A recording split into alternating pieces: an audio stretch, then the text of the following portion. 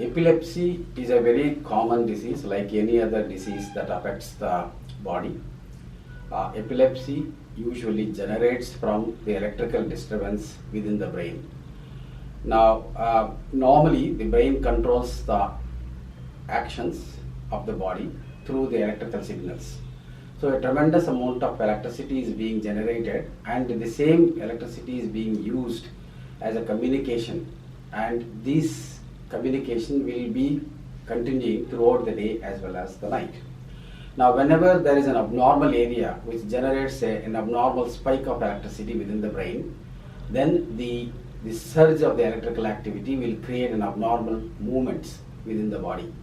And this is like something like a spark that happens, and when such a thing happens, the energy is so much that the surrounding areas of the brain will get shut down.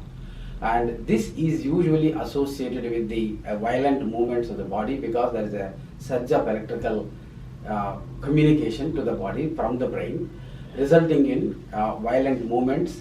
And during that time, person cannot breathe, so they will have a cry, and then there will be frothing in the mouth, and there will be movements of the hands and the legs. Following that, they remain quiet or unconscious for a while. And usually these episodes last for a short while and then it recovers.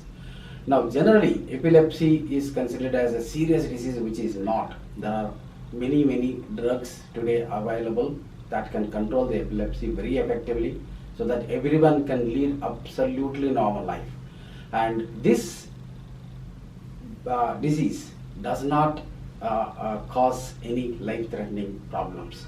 It only causes sometimes disability. That is because if it is not diagnosed early, if it is not treated early, if it is not treated properly, and people do not take medicines properly, this can become a complex condition. So epilepsy is not a very serious condition. Epilepsy can be treated, and there are many good medicines that are available today. If a person can diagnose the condition early, treat it early, then it can be controlled completely.